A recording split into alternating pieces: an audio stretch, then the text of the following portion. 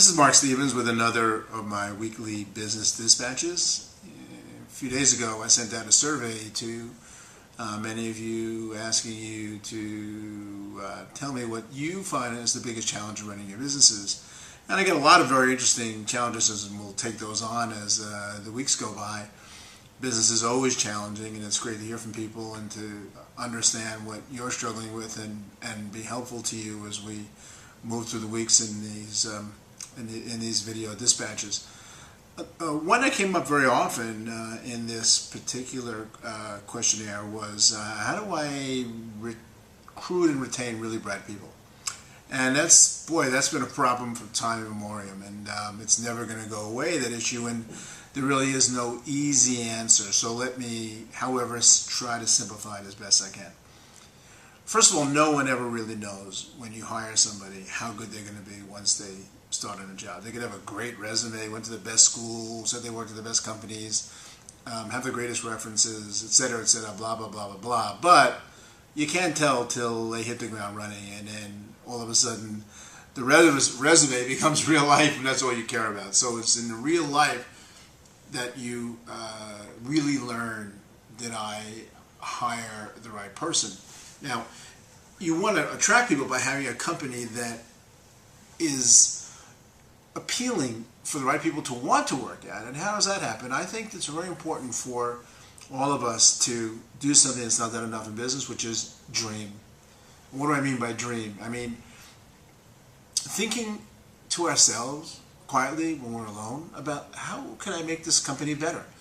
What am I missing? I have all the pieces lined up, and we deliver our products and services, and we bill for them well, and we have nice enough customer service, and the phones are answered. But how do we do something better? How do we put an exponent over the company? I often believe in that, I always believe, but I often say that any company or any individual that's equal to the sum of its parts, isn't good enough.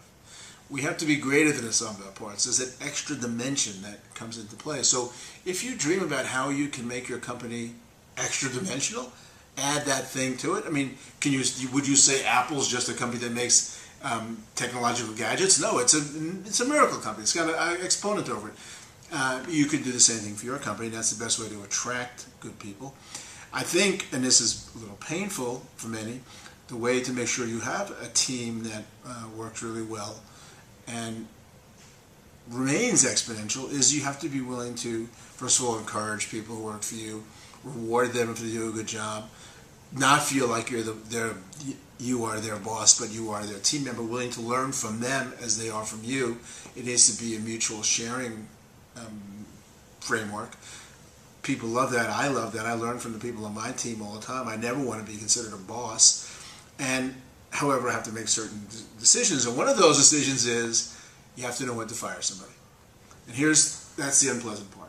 So you can only have a great team of active, spirited people if you're willing to terminate those who don't meet that test. And if you don't do that, you're going to be dragged down by the cancer of mediocrity, making excuses after excuses, poisoning the viability of the people who deserve to work with equally enthusiastic people, and damaging the company. So it's that dreaming on your part to make a company that's a magnet for great people, making sure the environment that you work in leads to personal growth for everybody, and weeding out the bad apples. So if you find this dispatch useful, please share it with your Facebook friends in the link below, and I look forward to talking to you again next week.